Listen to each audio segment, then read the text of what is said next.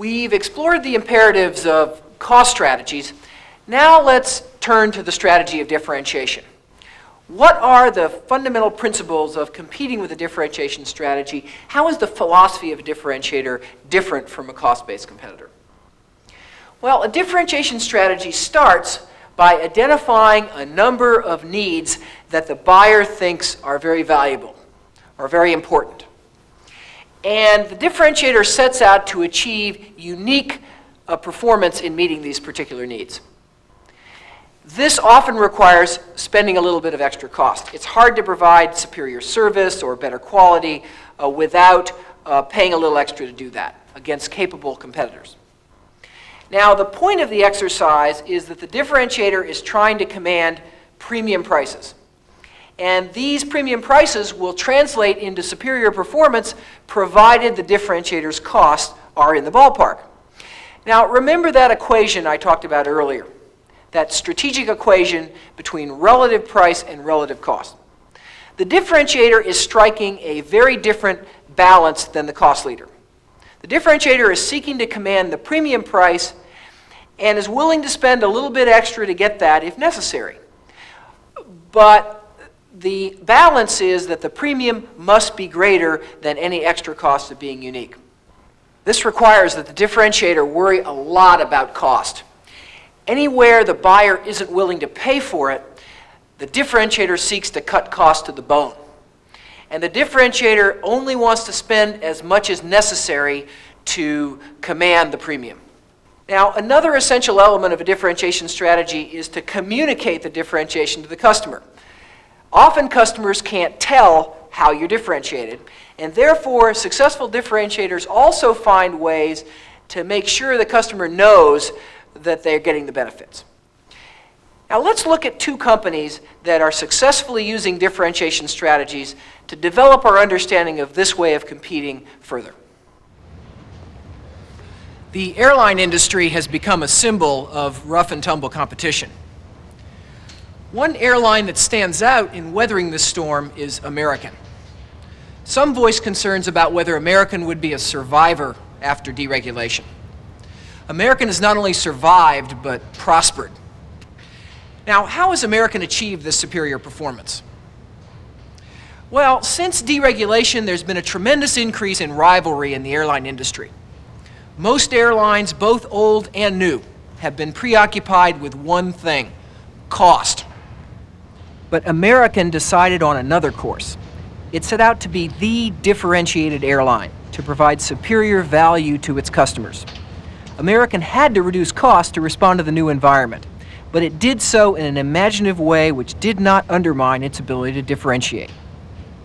American aggressively expanded its route system nationally and internationally, including many new pleasure destinations. Growth was vital to its approach to cost control. By the mid-1980s, American had firmly staked out the position as the broad differentiator of the U.S. airline industry. A positioning concept is one thing, but how do you translate it into a strategy? There are literally hundreds of things that an airline could try to do to differentiate, and it's impossible to differentiate on everything. American has chosen to concentrate on a few areas where it wants to be truly unique. The first is onboard service. American believes that this is the single biggest factor in customer satisfaction and works to consistently provide the warmest, most professional service of any airline. Another vital area is on-time departures and arrivals. American recognizes that this is one of the most important things to any passengers. Do you get there in time? American has the #1 record in this regard in Department of Transportation surveys. Another important area is overbooking, a chronic problem in the airline industry today. Passengers get bumped every day, and nothing is more disruptive to a traveler's schedule than being bumped. I can tell you from personal experience. Thanks to state-of-the-art technology, however, American Airlines has fewer passengers involuntarily denied seats than any other airline.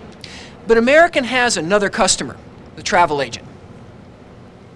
The travel agent is the crucial marketing arm for American Airlines and the airline industry. In fact, travel agents account for about 80% of Americans' total revenues in every year.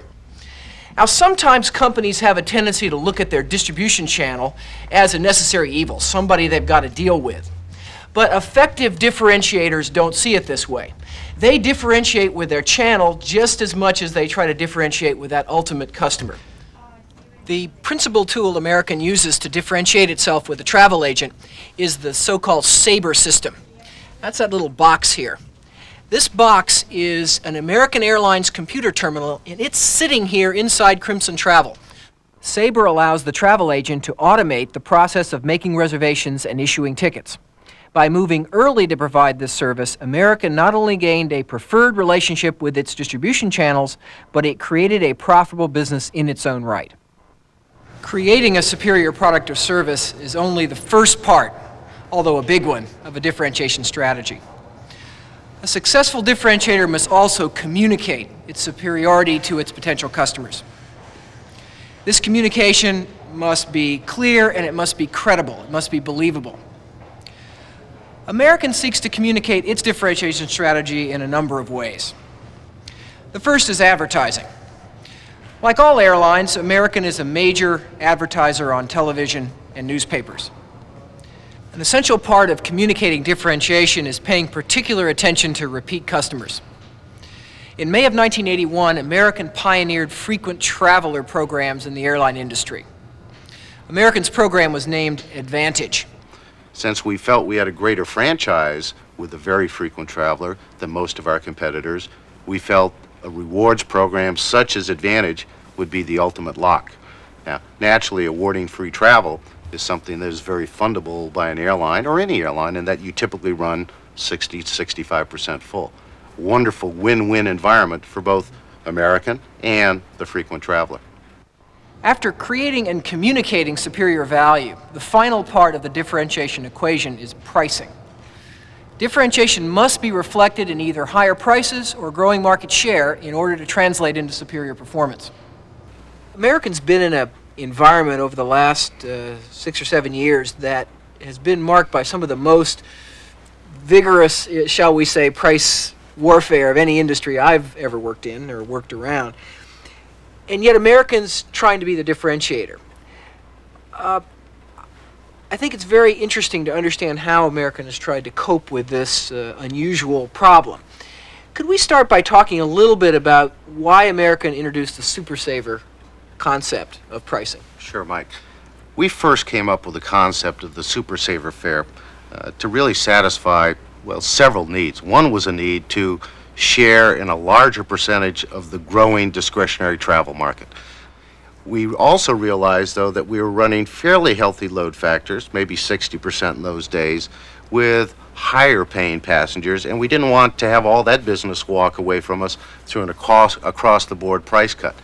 So with the application of some technology, the first steps into a yield management environment, which many people have talked about is something that's newly and very exotic in this business, we really placed through putting some constraints around the applicability of the fare itself, as well as how much inventory we made available for that fare.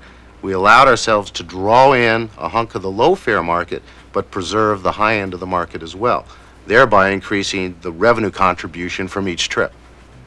The Super Saver fare is an imaginative way to counter price competitors while preserving the fruits of differentiation. American also employs sophisticated computer technology to capture the greatest amount of revenue from its differentiated position. What we attempt to do is to generate an overall plane load maximization of revenues by allocating different numbers of seats to the different fare classifications being offered. In essence, we'll sell so many at the very cheap rate, but also realizing that there are a significant number of people, because we are a good airline, who will put pressure on our seats at the last minute and pay a higher price for the schedule convenience.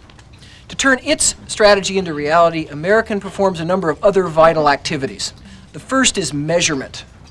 It's very hard to achieve superior service unless you measure carefully how well you're doing. Most good differentiators set explicit standards for performance and track progress against them on a continuous basis. American's no exception. It has standards for literally everything, from how long baggage is supposed to take to get to you to the length of your wait in line. Since 1984, American has conducted a continuous in-flight survey which tracks 21 areas of service quality. It has 280 so-called quality shoppers who continuously monitor service quality throughout the American system. Another essential part of implementing American's differentiation strategy is recruiting and training. To make superior service a reality, the rubber meets the road through Americans' people. They need the right skills and, even more importantly, the right attitudes. The second key to making differentiation a reality at American Airlines is the relationship it has established with its employees. American has sought to build a relationship of mutual respect and trust. When other airlines were implementing draconian wage cuts, American pioneered the two-tiered wage system that allowed it to reduce its labor costs through growth. New employees were paid at a lower scale, reflecting current market conditions. As American expanded employment, its average wage costs went down. But there remains one final crucial tool for implementing American's differentiation strategy that we have not yet addressed, and that area is technology. Perhaps the best single example is the SABRE system that I discussed earlier. SABRE is the largest civilian real-time data processing network in the United States, maybe even the world.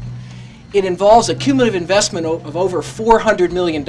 American has poured money into the SABRE technology in order to allow a lot of this fancy reservations, this relationship with the travel agent, and many of the other things I discussed. And this sort of thing permeates the American organization. Little pieces of technology all through the business, like an automated baggage handling system and others, that allow American to achieve this superior performance all through the business.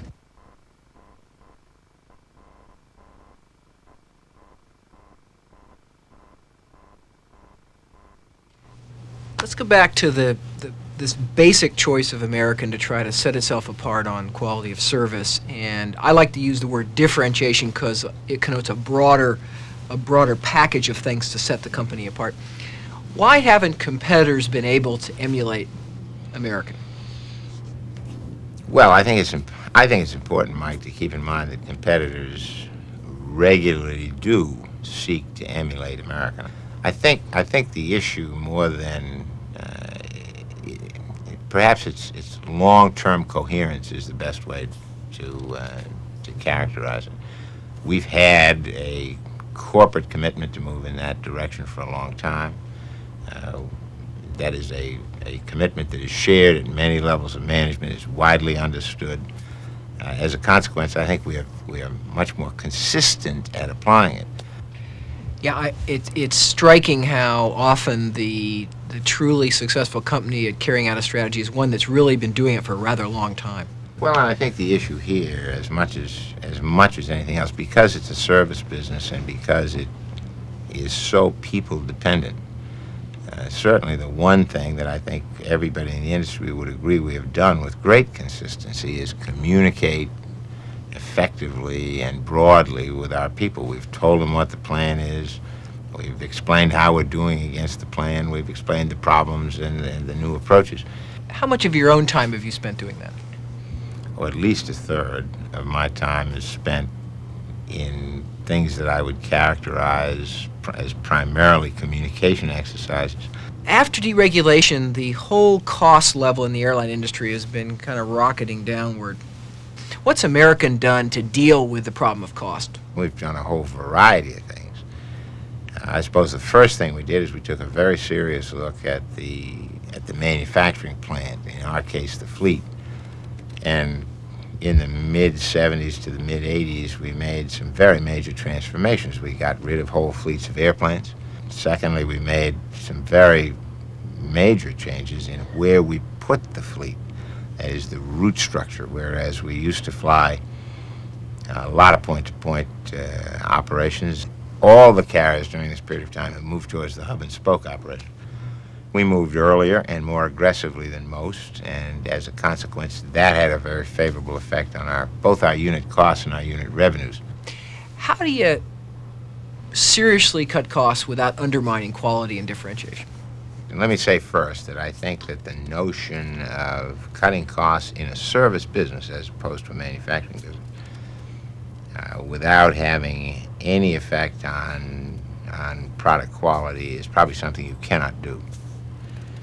On the other hand, when you begin to look seriously, you always find costs that are embedded in past practice and in culture that can be made to go away because they don't make any contribution to real quality. And there are hundreds of those things.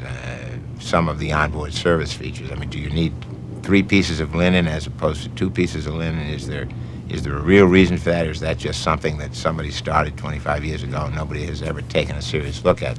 We went through a tremendously careful analysis of weight on the airplanes, and we got a lot of weight off, and weight is very expensive. So to some extent, you can, in fact, eliminate cost if you are prepared to say, look, there aren't any books here that are closed. Anything we do that doesn't make a contribution we want to get rid of. It isn't done overnight. It takes years. You do it repetitively, every year. And sooner or later, you begin to take out some things that the customer does perceive. You've been urging for some time that the federal government publish actual airline performance statistics. Why? Now, the problem is that our business is a very unique one in that you can find out the price of any airline ticket anywhere in the world with a single phone call to a travel agent who uses our reservation system. Now, I can't sell you quality unless you've got some qualitative information to compare. In March of last year, I went down and spent a day at the Department of Transportation and took with me a whole series of pro forma advertisements. So these are the kinds of ads that we would run if we had available competitive data about our competitors. Well, finally, we sold that to the Department of Transportation. They are now putting out a very limited data set, but nevertheless some qualitative information.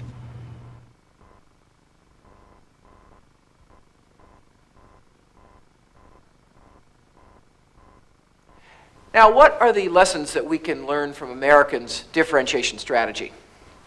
Well, the first is that any differentiator starts fundamentally with the problem of creating value for their buyer, and value for all the relevant buyers. In the case of American, it was the traveling public as well as the travel agent. The successful differentiator finds areas of buyer value that the buyer readily perceives and views as the most important. American, for example, was very interested in things like on-time performance and on-board service. Those were the areas that they believed were the most visible, top-of-the-mind areas of buyer value. Now, a differentiator doesn't just create value. A differentiator also has to communicate that they're doing it. And that's why American was so anxious to get the government to publish statistics on things like on-time performance and other measures of airline success. That allowed them to credibly tell their story, to communicate their uniqueness. American also illustrates, however, that being differentiated, being unique, is frequently costly. American was willing to spend extra to be unique in those areas that it judged were very valuable for the customer. Now, that doesn't mean that a differentiator spends freely. American was using aggressive investments in technology, for example, to try to minimize the extra cost of providing all that extra service. So a differentiator tries to find ways of differentiating where the extra cost to them is as little as possible, and even better, where the extra cost to them is less than it would be if a competitor tried to emulate them. Now, American also very vividly illustrates the point that differentiators worry a lot about cost. Remember Bob Crandall's discussion of how they strained to get all the weight off the airplane by taking out anything that didn't really contribute to their quality. American revitalized their entire fleet of aircraft to get fuel-efficient planes and to match the fleet better to the route system. But what American's case illustrates is that eventually, in the pursuit of differentiation, you come to a trade-off between cost and differentiation. And American and other successful differentiators are very clear about how they're going to make that trade-off. Now, a final important lesson about differentiators that American shows very vividly is that to sustain your differentiation, you've got to be a moving target. You can't be standing still because your competitors are going to be constantly trying to emulate what you do.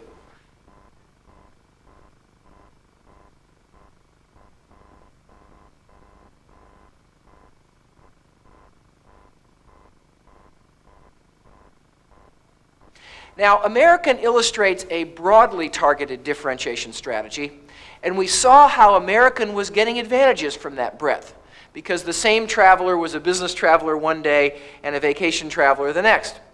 Let's look at another company that's differentiating, but is differentiating through a very narrow focus strategy. I'm in Chippewa Falls, Wisconsin, the home of a company called Cray Research. Cray was founded in 1972 by a mad scientist by the name of Seymour Cray. 4 years later, in 1976, Cray shipped their first computer system. Today, Cray's sales are well on their way to $1 billion per year. Cray's return on equity has averaged a remarkable 25% over the last 5 years, about double the average for the computer industry. Even more interesting is the fact that Cray's performance has been achieved despite the looming presence of such major corporations as IBM and the leading Japanese computer companies. Most interesting to me, however, is that the pundits have been predicting Cray's competitive demise right from the beginning. Yet the competition never seems to come.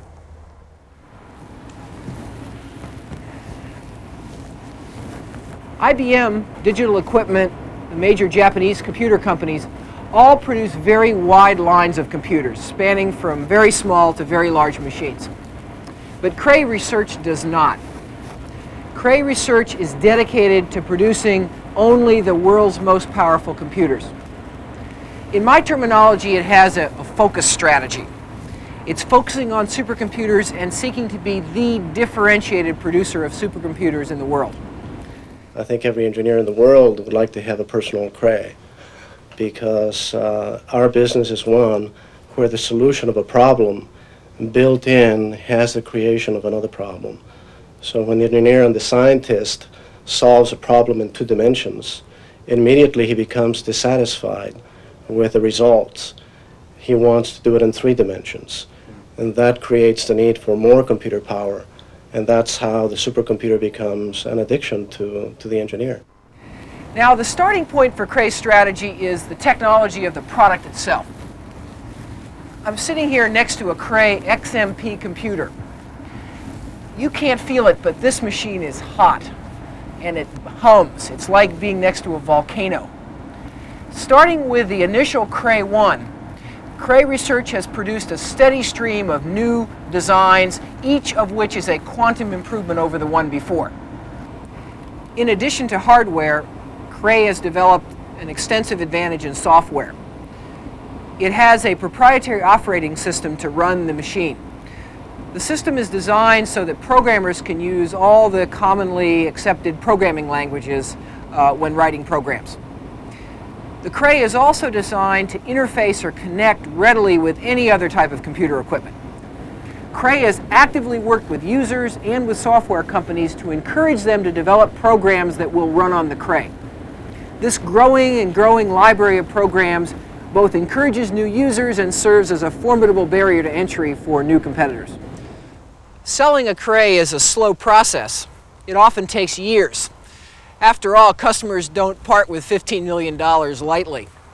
The front line of Cray's sales approach is a highly trained, highly sophisticated sales force of about 85 people. These people are skilled enough to talk to world-class scientists one day and chief executive officers the next. In addition to the sales force at Cray are 2 other groups. One consists of world-class scientists who dream up new uses for a Cray and show them to customers. Another is benchmarking people who run the customer's own applications on a Cray to prove how effective the machine really is. Both are as important as the sales force in selling such a complicated, expensive product. This is the place where all Crays are built.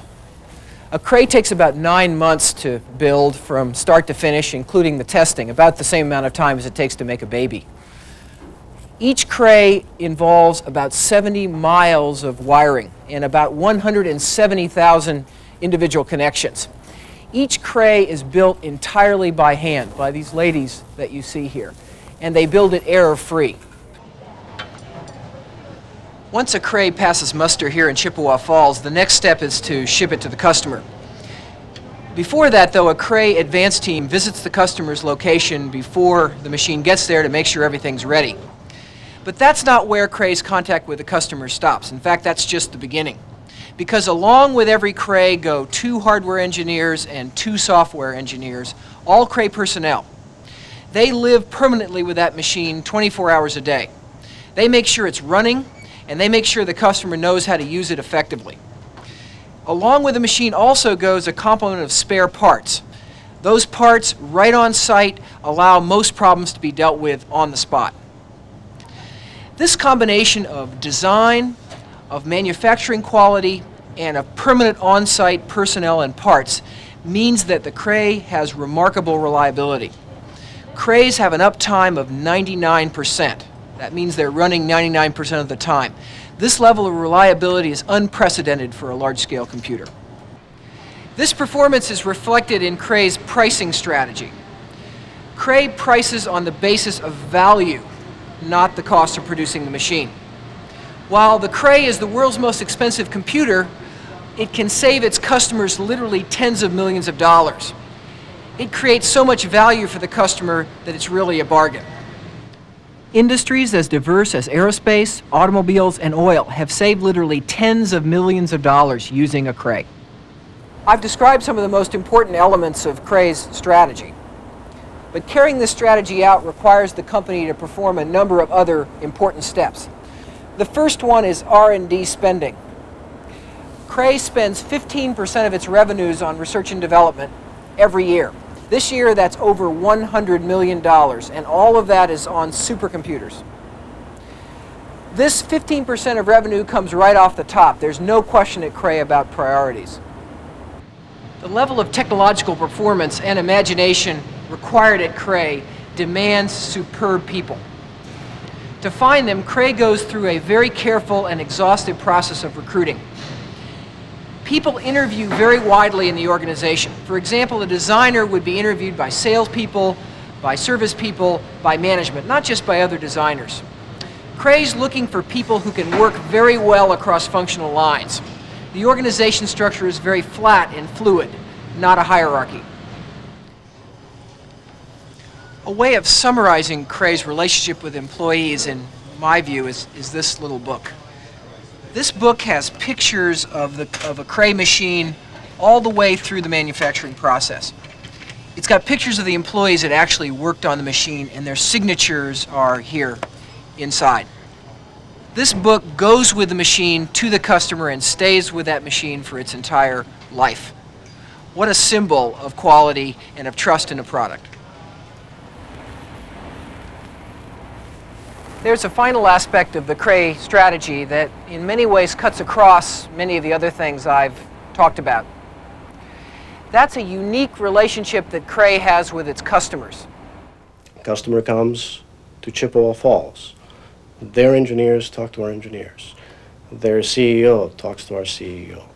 People from the factory go to the field.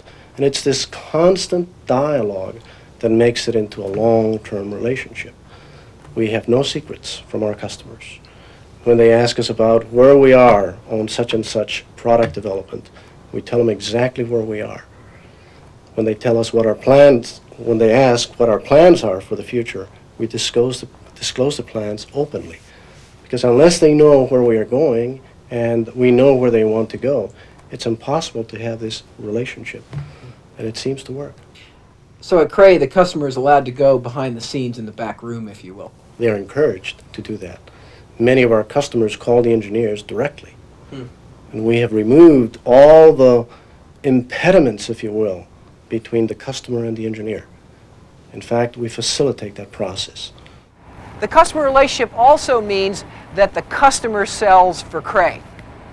When you're buying a $15 million computer, you're going to want to know what other people think. The referrals that Cray gets from its own customers are some of the most essential elements of its marketing strategy. So far, I've described the essential elements of Cray's strategy. But what about the competition? IBM has by and large ignored the supercomputer market, choosing to focus also on mainstream data processing. It does have a souped-up version of its Sierra line of computers, but these fall far short of Cray in performance. Japanese companies have entered the supercomputer industry as well. NEC is the most serious entrant, but so far the Japanese have only sold one supercomputer in the United States, and some would say they didn't sell it. They gave it away. In contrast, Cray has 10 installations in Japan and hopes for many more. A final interesting development in the supercomputer world is the emergence of so-called mini supercomputers. These are machines that are smaller than a full supercomputer but bigger than most conventional machines, and they're priced accordingly. The mini supercomputer market filled an important need, an important gap in the marketplace, and has grown to be a very large segment. It's estimated to be as much as $1 billion by 1990. However, Cray has chosen not to enter this new segment and remains exclusively focused on supercomputers. It estimates today that the market for supercomputers has gone from the 90 customers they thought in 1976 to over 1,000 customers today.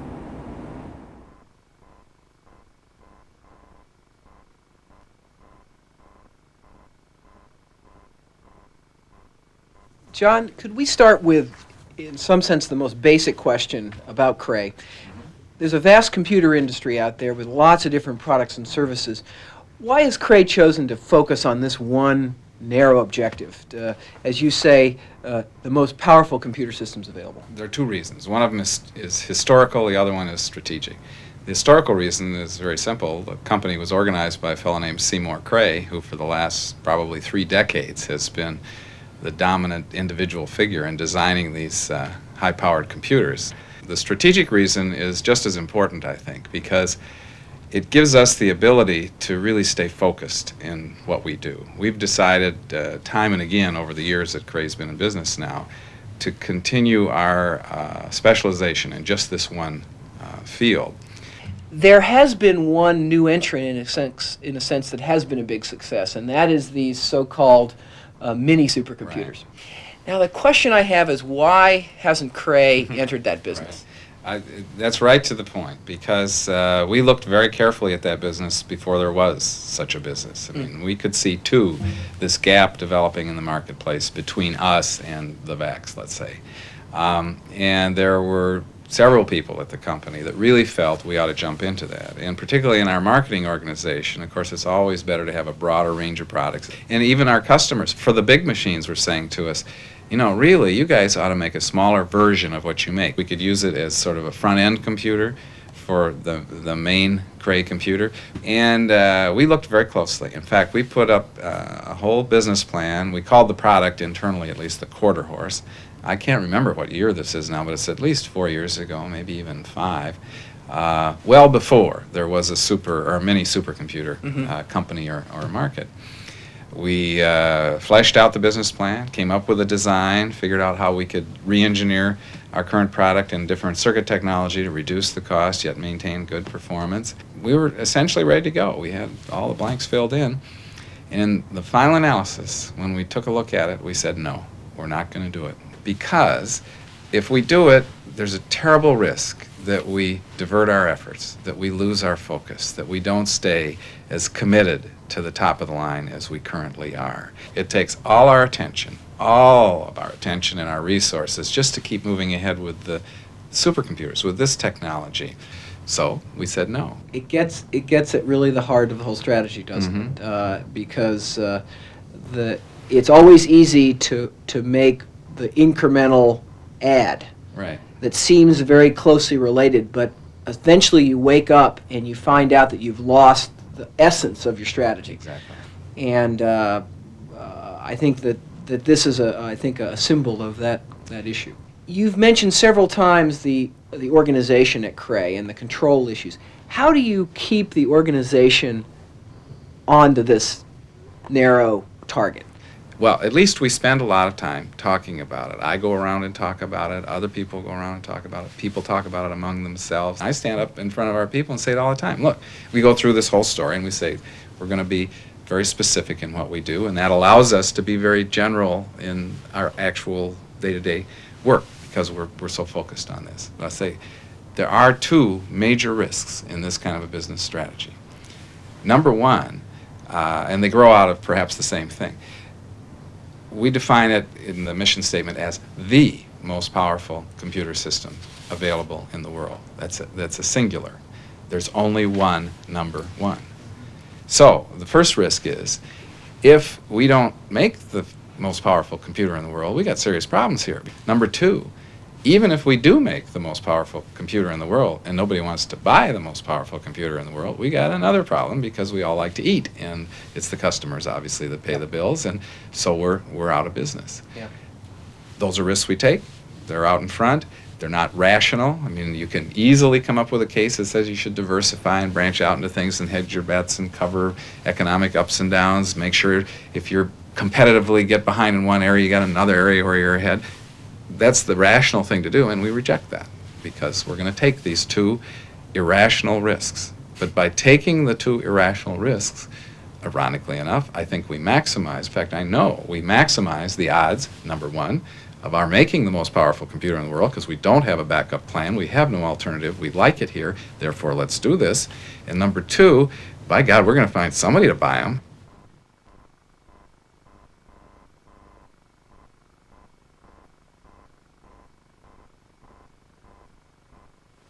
Now, what can we learn from the Cray case about a differentiation strategy? Well, Cray once again illustrates how differentiation starts with creating value for the customer that justifies a premium price. We see in the Cray case how that premium price is very visible and very substantial, but how it's cheap compared to the unique benefits that the Cray provides. Cray also illustrates how an effective differentiation strategy involves more than just the physical product. This is a common error that many companies make. They concentrate their differentiation too much on just the product. In Cray's case, they understood that it was the total ability of the customer to use their product that was as important as the product itself. So they have the on-site service personnel and the on-site customer engineers, for example. Cray also, like American, worked hard to communicate its differentiation. It had benchmarking people to actually run test programs for potential buyers. It aggressively used referrals of past customers to credibly communicate how effective the Cray was. Also, Cray was a moving target. It sought to aggressively improve its performance in generational leaps, just like American sought to innovate in its business. Now, Cray also allows us to supplement our understanding of what it takes to be a successful focuser. Like La Quinta, Cray built its entire strategy around one target segment, the supercomputer.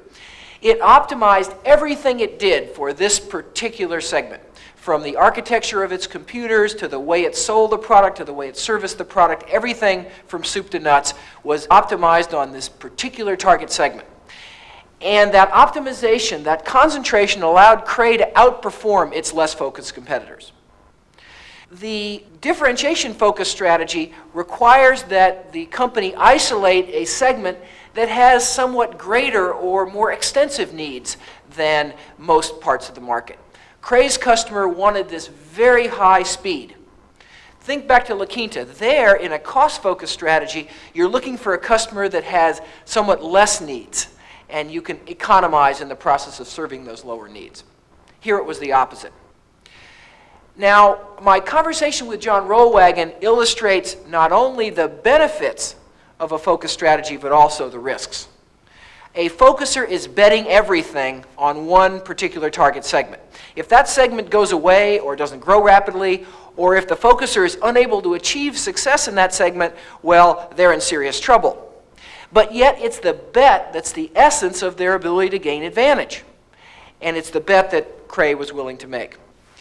Cray also shows, like La Quinta, how any focuser is facing constant pressure to broaden or fuzz their strategy. Remember that interesting story about Cray's temptation to get into super minis. If this temptation is succumbed to, the focuser undermines the very essence of their advantage. And so far, anyway, Cray has kept their focus and their advantage very robust. Now, let's step back from this entire discussion of positioning to come to some perhaps broader lessons about positioning in any industry, no matter what strategy you're trying to follow. I think the first broad lesson is that successful strategy, whichever the route to competitive advantage, must worry about both a company's own position as well as industry structure. Remember how American took some vigorous action to improve the whole industry. In the pursuit of one's own position, one can't forget industry analysis. Second, all the successful companies we've seen have picked strategies that are different from their competitors. Now, there's a great tendency in strategy to imitate. You think you're reducing your risk by replicating or imitating what your rivals are doing. But these companies show how competitive advantage demands that a company set itself apart. Pick a different strategy, a different route to competitive advantage than its competitors have followed. We also see from these cases how essential to any strategy is making choices. Making choices about exactly what the company is going to be. And this requires trade-offs, and this requires taking risk, and this requires deliberately avoiding things that you could choose to do. But it's the trade-offs, it's the risk that is the flip side and the essential flip side of advantage. Now, as you've been watching, hopefully your route to competitive advantage in your organization or ones that you're interested in is clear. You can identify what basic strategy you're following. And what you've seen will allow you to enhance that strategy and make it even clearer. But if you've got that sneaking suspicion that your company might be stuck in the middle, well, it's time for a new look at strategy in your organization.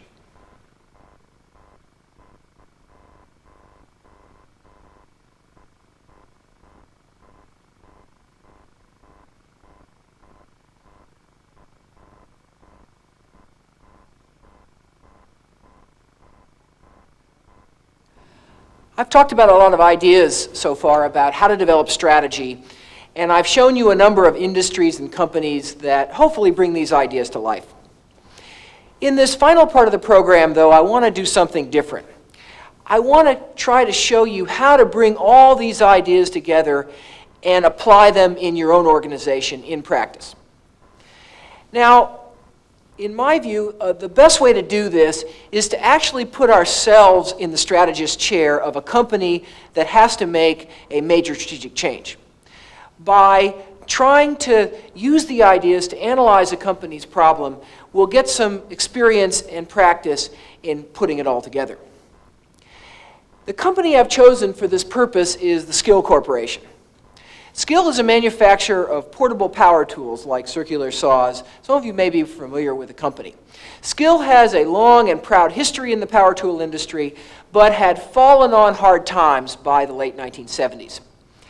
It had a wide product line and a fully global market position, but it was facing intense challenges. It was faced with the difficulty of competing with Black & Decker Corporation, an aggressive competitor that was much larger. Skill was also having to deal with new and severe challenges from a Japanese company, Makita, as well as a number of European competitors that had never been active in the United States before. Skill's financial results were deteriorating, and it was clear that they were not in a viable long-term position. Now, Emerson Electric acquired Skill Corporation in 1979. Emerson knew they were in a turnaround situation, but what to do was far from clear. Included in this video package is a case study which describes the complete strategic position and situation facing Skill. I urge you to read this case and think about what you would do given everything you've seen. Now, as you're thinking about Skill, let's look in on one of my Harvard Business School classes discussing this very problem.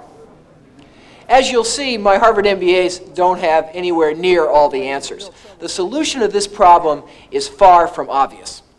Okay, so Black & Decker has lower prices, but a better image. And you said Skill has all these models. Why isn't that good? Why isn't having a lot of models? Well, because in this industry, economies of scale are very important. And when you have all these different models, you can never get to that point.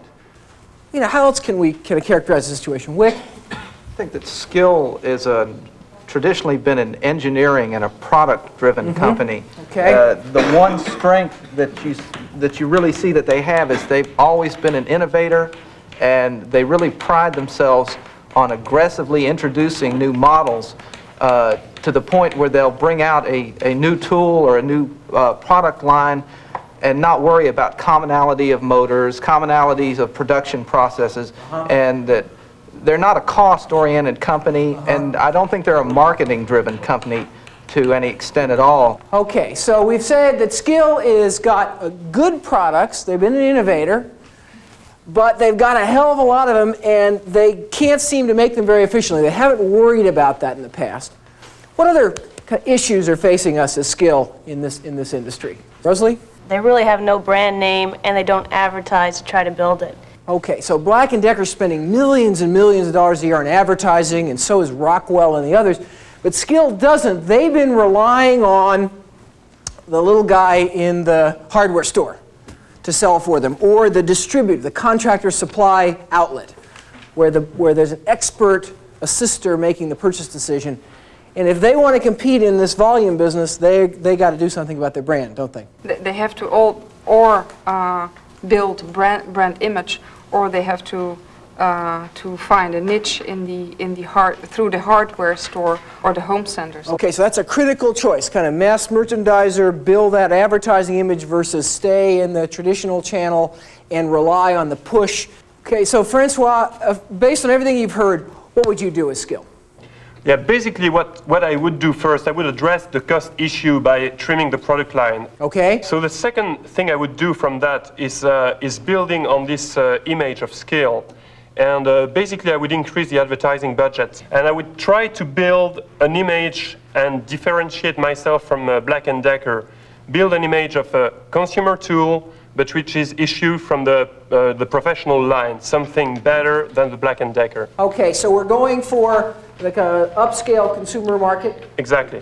I think Black & Decker, in spite of their cost position that now is better than ours, has a strategic tie to a broad product line that's going to be more difficult to abandon than Skill's broad product line.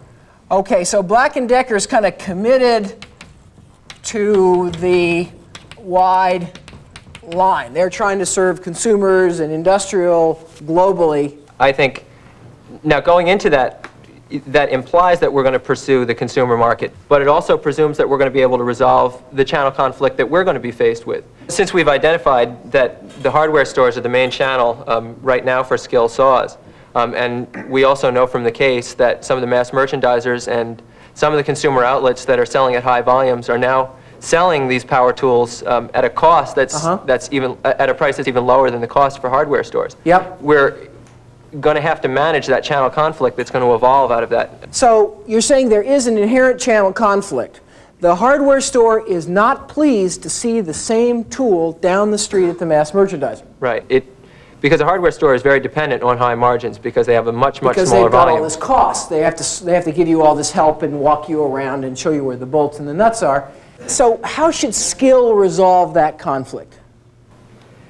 It's a difficult issue. I think they might end up losing a lot of their hardware stores because their real strategic advantage is going to be in very low-cost tools. So you think Skill should really make a push towards the mass merchandiser channel, recognizing that they're going to cost themselves in the hardware channel? I think that's right.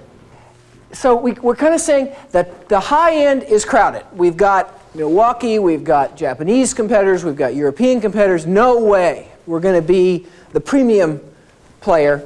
And now we're debating whether we really can be the low-end, low-price consumer tool company or not. And we can compete with Black & Decker on cost in the low end without any image. Okay?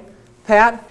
I don't think we have a chance being the low-cost producer. Today we have 7% of the worldwide market. And there's 4 players that are bigger than us. Yep. The one opportunity that I see is to very aggressively trim the product line and perhaps specialize in the circular saw business. That's really our strength, and build on that. Okay. Elliot? Well, I'm apprehensive about doing that because the total business is $866 million. But if we just focus on circular saws, it's only $143 million. So we're cutting ourselves into a very small business. And I think a key goes back to what you said before about the channel conflict. Because Yeah. it seems to me that if Skill has a channel conflict where they're selling to home centers and mass merchandisers, and they may not want to sell to the mass merchandisers because the home centers would be upset Yeah. seeing cheaper products right down the street. Yeah. Well, it seems to me that Black & Decker very possibly has the same conflict. And I Bet think... they do. So basically what you're saying is, look, let's take advantage of the channel conflict. Exactly. Black & Decker can't afford to not sell to mass merchandisers. Exactly. But what are our sales to mass merchandisers? Chicken feed. Nothing.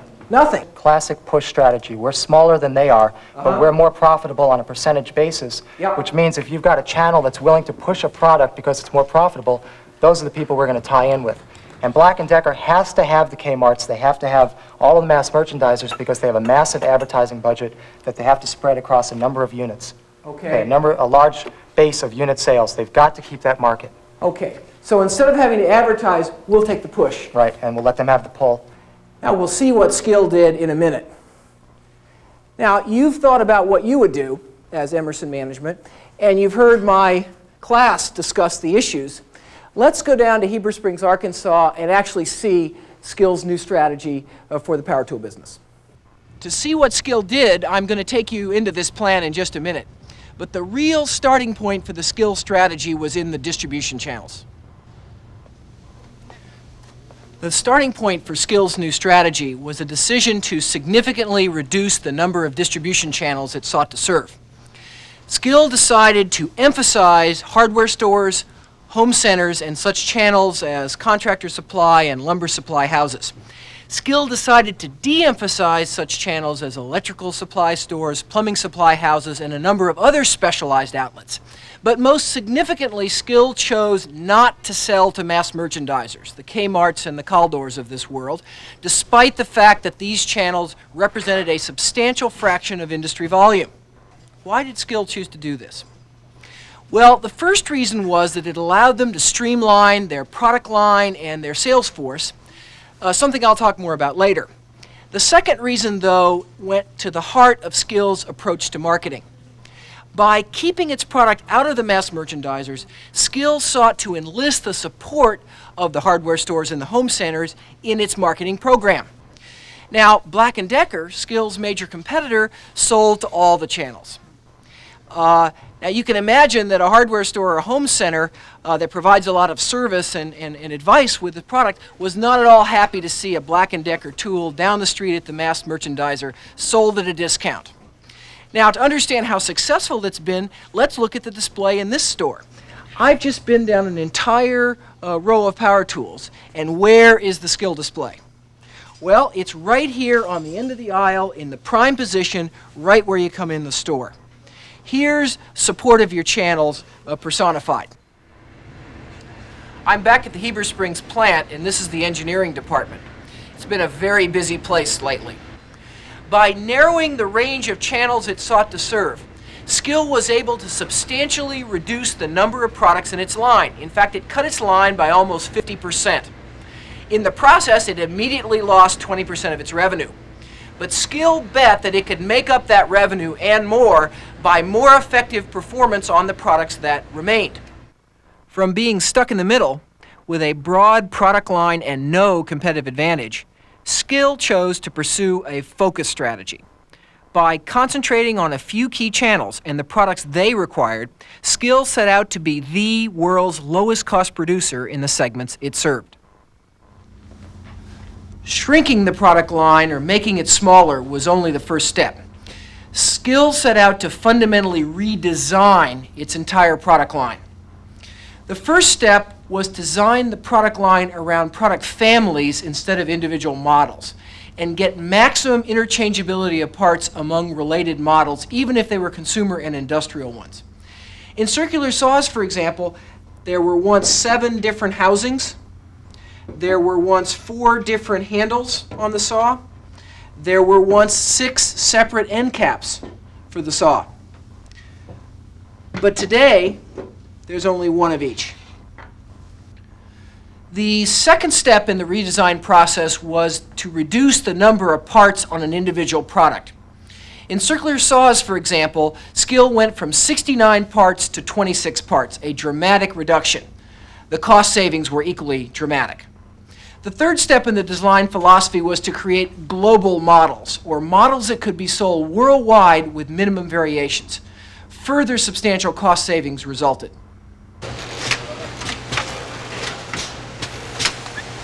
Emerson inherited this plant along with 12 others when it acquired Skill. But the new Skill product line philosophy and design philosophy created truly a revolution in manufacturing in the company. And nothing here at Heber Springs or elsewhere in the world ever really was quite the same again. The first and most dramatic change was that 10 of the 13 plants were closed. The 3 that remained, plus a new plant in Mexico, were focused around individual product families, and they became the worldwide source for the products they made. Heber Springs, for example, became the world source for circular saws. The volume per plant expanded dramatically. By reducing the number of products and product families, Skill was able to substantially increase the volume per model. And that allowed Skill to dramatically increase the level of automation throughout the manufacturing process. For example, here is an automatic injection molding machine for motor housings, and a programmable robot is moving housings and doing some semi-finishing operations. This is an example of the type of activity that took place throughout the manufacturing process. But Skill's manufacturing philosophy involved more than just simply automation and vertical integration. Skill set out to make its automation flexible. That is, to allow its plants to make a whole family of models on the same production lines. This machine, for example, is a state-of-the-art flexible machining center. It's able to produce any of Skill's circular saw housings with a changeover time of only 15 minutes. Now, this transformation of the production process that I've described, along with the introduction of just-in-time parts delivery philosophy, allowed Skill to dramatically reduce the amount of inventory in the plant. This whole area I'm now standing in used to be a big, gigantic stock room. It took up about 1/3 of this entire plant. Now the level of work-in-process inventory in this plant is almost zero, and all the space is used for productive work.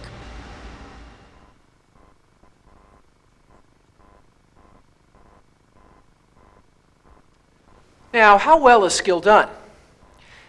Well, I think it's fair to say that Skill's new strategy has produced a dramatic turnaround in the company's performance. Its market share has grown substantially, particularly in the hardware and home center channels where it was placing its greatest attention. Skill's profitability has moved from well below average in the industry to be one of the highest levels of any of the competitors. Now, Skill's new strategy carries with it a number of important reinforcing lessons for what we've seen already. First of all, Skill resisted the temptation to imitate any of the other competitors in the industry. It chose a completely new positioning that nobody else had, straddling this consumer and industrial business in the way that we've described. Now, in order to gain advantage, Skill had to focus. It was dealing with larger and more substantial competitors, and it chose to focus on a particular area and dedicate itself throughout the organization to serving that particular target. In the process, Skill had to make a lot of tough choices. It had to deliberately turn away business. It had to stop producing certain products. It had to get out of certain distribution channels. And these kind of tough choices are the essence of a focus strategy, as we've seen before.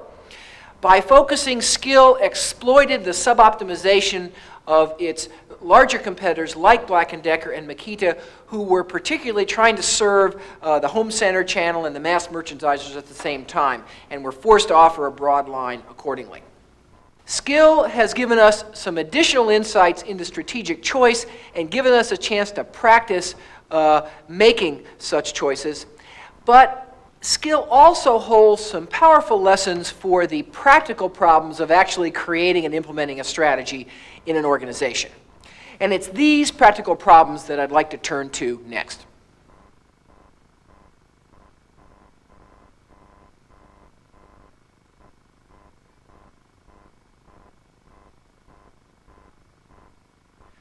We've heard a lot about concepts for developing strategy, but concepts are worthless in and of themselves.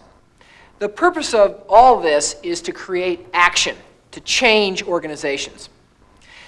Now, actually developing a strategy requires some process. Strategy doesn't come out of nowhere. And translating a strategy into organizational action also requires some explicit mechanisms and a lot of attention. How do we do this? Well, to begin to get some insights into the process, let's talk to Bill Davis, the Emerson Electric executive who was in charge of both creating and implementing the skill strategy.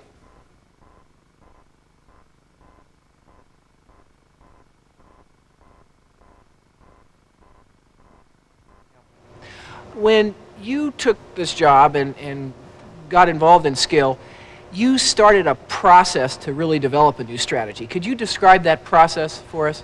Yeah, I would guess that after we bought the company at the end of March of 1979, and sometime in early 1980, we determined that we needed a strategy. We needed a coherent, cohesive strategy for this company. Yep. It took us about a year to develop the broad strategy, and in the summer of 1981, that strategy was presented to Emerson in pretty much final form, and then from summer of 81 to the summer of 82, we worked on the specific product and manufacturing objectives that would be necessary to support that strategy. And who's we? What was the team that kind of did this work?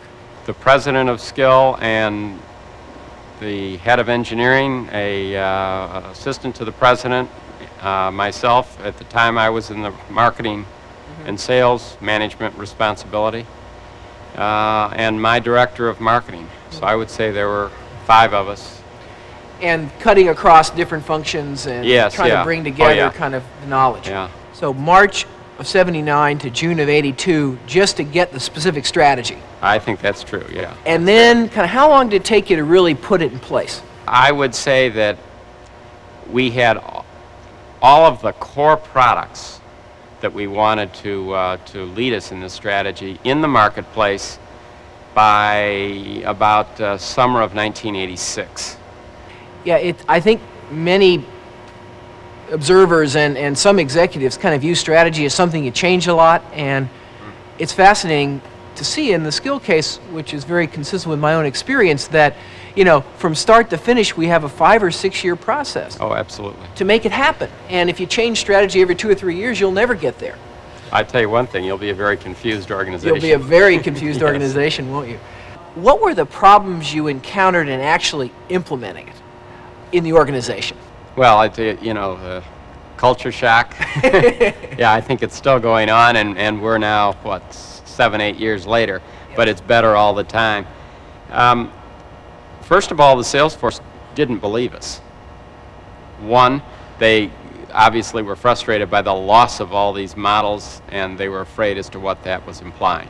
Secondly, customers didn't believe us. I mean, we'd sold everybody, and all of a sudden we were going into our selected accounts. Remember, they didn't select us, we selected them. Yeah.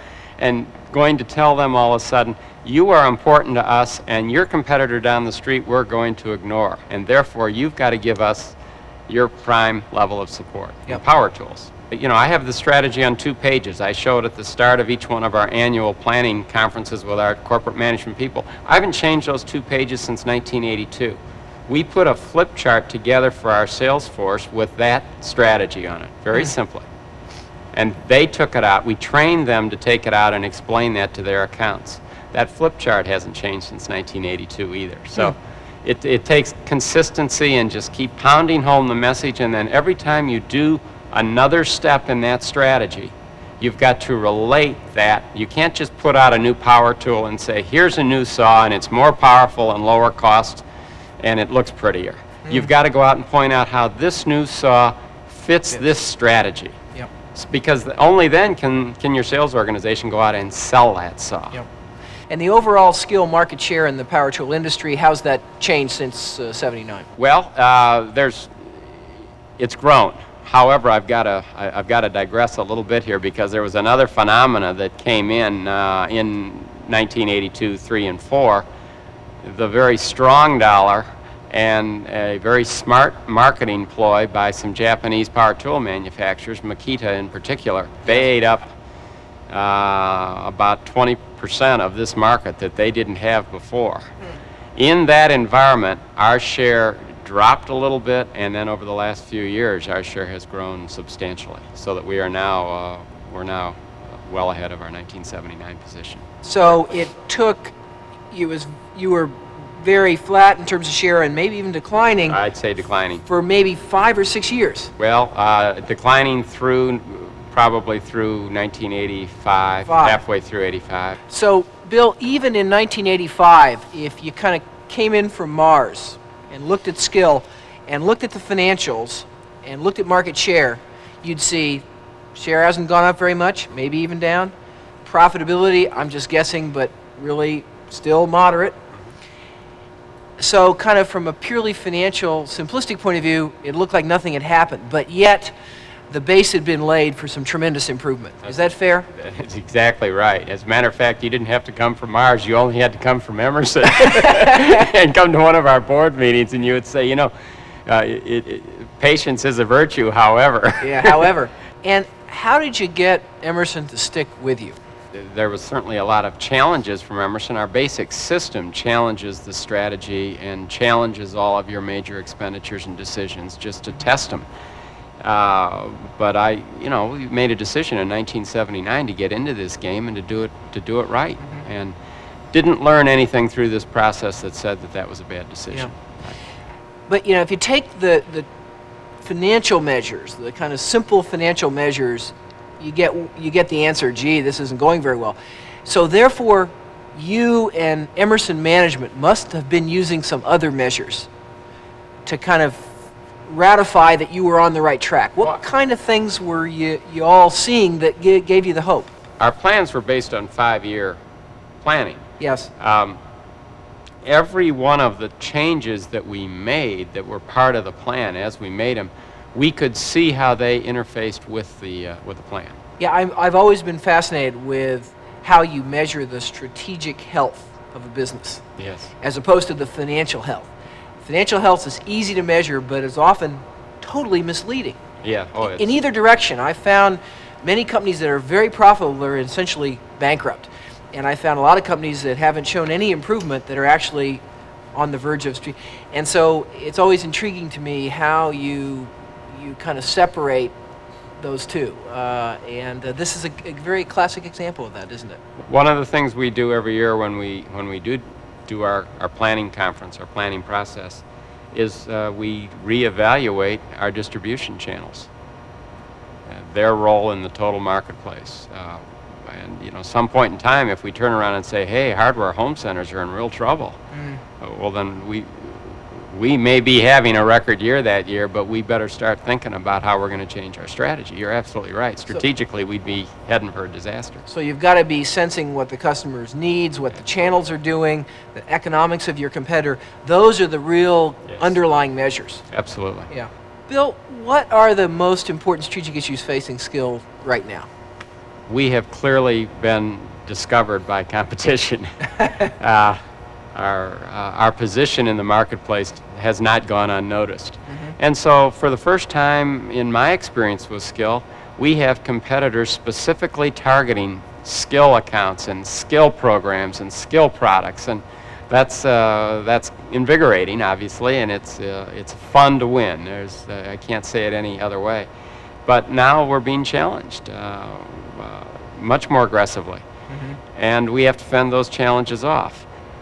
We are clearly retaining our channel distinction, and we are therefore clearly limiting our potential, because we're cutting out something like 40% of the U.S. marketplace. Will there ever be a day when you would change that? I've been asked that question probably more than any other business question since I've been associated with Skill.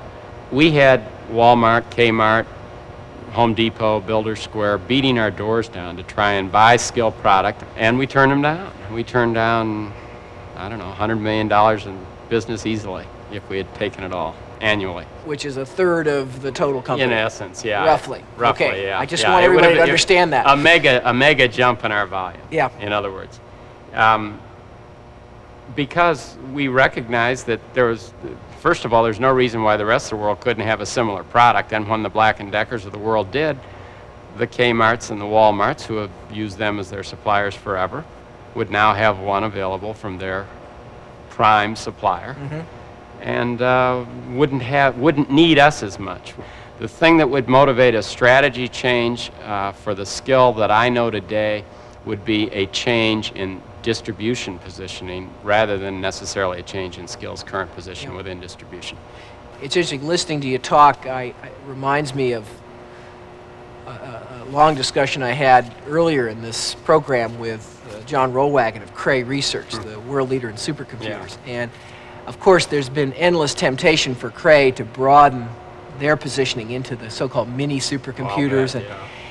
And I think, and in fact, Cray actually had a business plan to enter some of these new segments, but have steadfastly said, if we do that, we are going to lose the very essence of why our company is successful. I sort of hear you saying the same thing. Know what you are and be it as best you can. Absolutely. And that is a theme that I know I preach to employees within Skill. But know what you are first.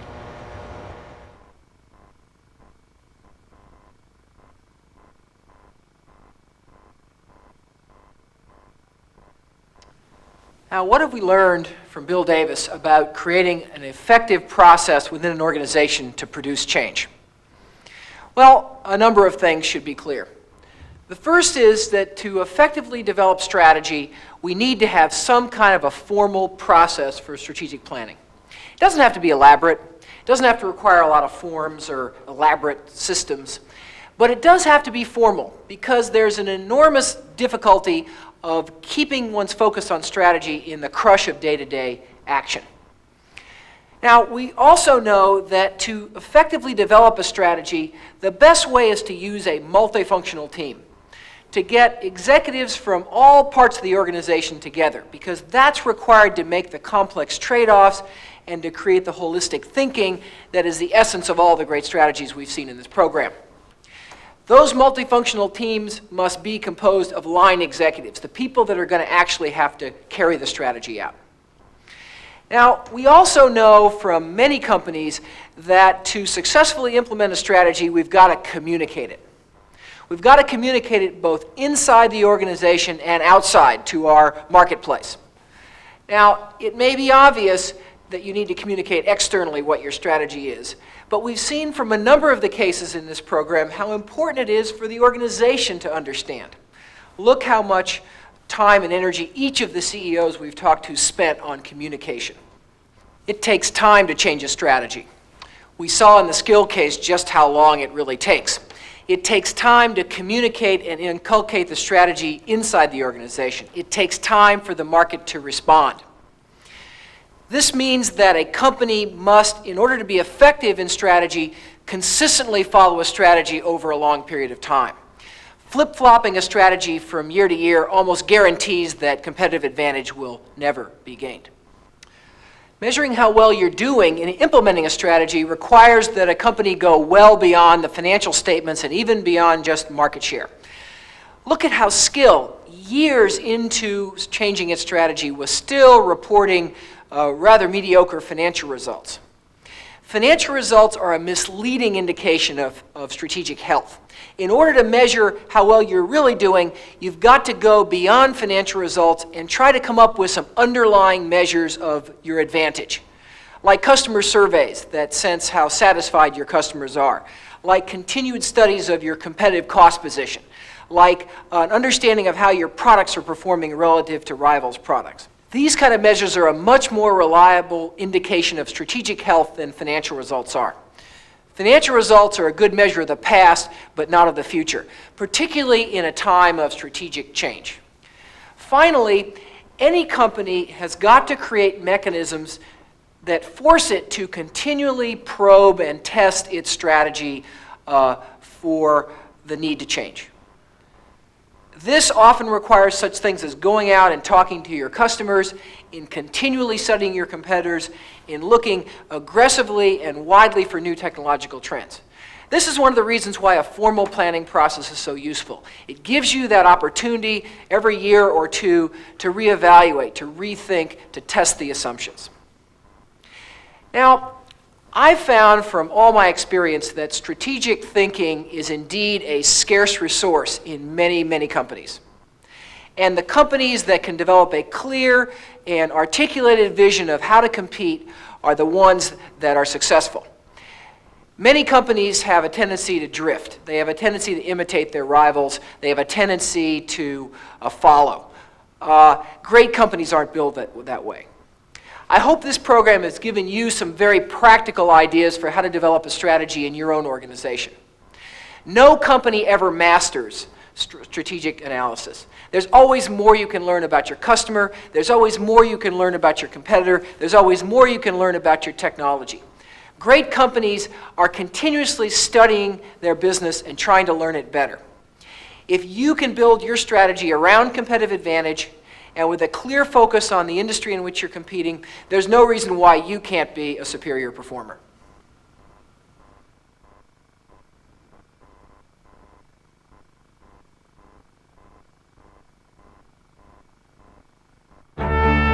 In Competing Through Information Technology, Professors James Cash and Warren McFarlane of the Harvard Business School demonstrate how to manage information technology to achieve competitive advantage.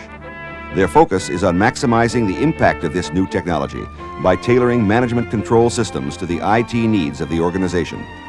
The program is designed to prepare small, medium, and large organizations to build the partnership between IT management, middle management, and senior management, which is essential to utilizing the technology fully. In 7 20-minute segments, Cash and McFarlane discuss internal and external uses of information technology and strategic alliances between industries. The program includes location visits to Otis Elevator, Mrs. Fields Cookies, Frito-Lay, Designs Inc., and Air Products and Chemicals. In a series of interviews with senior managers such as George David, Chairman and CEO of Otis Elevator, Don Burr, former CEO of People's Express, and Dexter Baker, Chairman and CEO of Air Products and Chemicals, McFarlane explores the steps which must be taken in any organization to ensure that IT is supporting competitive strategy. The program is designed to be of use to everyone in the organization with any role in formulating and implementing strategy, including senior executives and CEOs.